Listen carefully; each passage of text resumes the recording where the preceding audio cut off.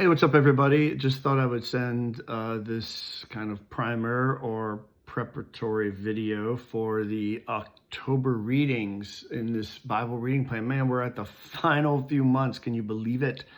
And we've already gotten into the Gospels, but primarily just want to make a couple comments about reading the Gospels and maybe just some things that I know that I'm aware of, which is it's really, it's really a pretty hard shift to go from, Jewish history, the history of the Jewish people, where you're really covering large amounts of time to Jesus's life, which is, a little bit of his birth and childhood, but really, you're really talking about his ministry, right? So, so much of September and October and even a bit of November are just these 3 years, right? It's so much. So that's one gear shift to navigate. The second gear shift that always hits me when I read these things is how different John's gospel is from Matthew, Mark, and Luke. And, if you've been around any type of Bible classes or everything, Matthew, Mark, and Luke are the synoptic gospels, which means with a common eye, optic meaning, eye. So the synoptic gospels meaning they view Jesus in a very similar way. They're much more, I guess they're much more kind of culturally connected to the Jewish people. They're kind of written that way. John is just a completely different thing. So I'm always struck with going back and forth between these three books on one side and this other thing on the other side. It's just so different. And that leads to a couple other sort of just shifts or one thing to be aware of with John is, we're trying to walk through this thing chronologically. These are two very related points. And to some degree, especially when we get into the Gospels, there is some guesswork involved with how the Gospels, the timelines in the Gospels are harmonized, particularly with John, but even without John, the three.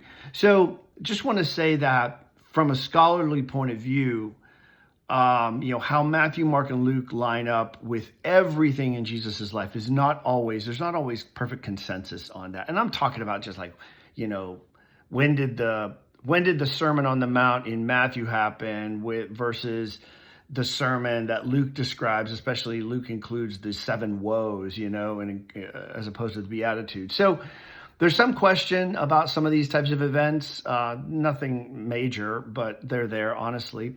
And particularly where it gets kind of interesting with John is that a lot of scholars would tell you that John is not even written chronologically. So, which is really mind-blowing if you sit with that for a second. We are used to reading stories like chronologically, right? From the beginning to the end. John doesn't write that. John may not have written that way. John may have written in theologically important ways. So from sort of the things, this journey to see Jesus as who he is, which you could even say is like, when he makes the ultimate sort of I am statements, right towards the end of his ministry. That's John's concern.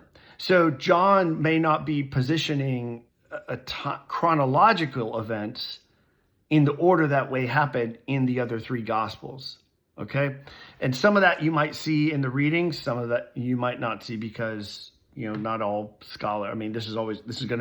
these readings are collected from a certain scholarly point of view. They may not always align with what I believe to be true about them. Anyway, yay, Jesus, we're here. And we're just, hopefully we get a good portrait of who he was and what he was doing and what his followers were, how he was being received. So keep it up, man. We're almost done. We are at the tail end of this thing. And so exciting to be on this journey with everybody. Peace.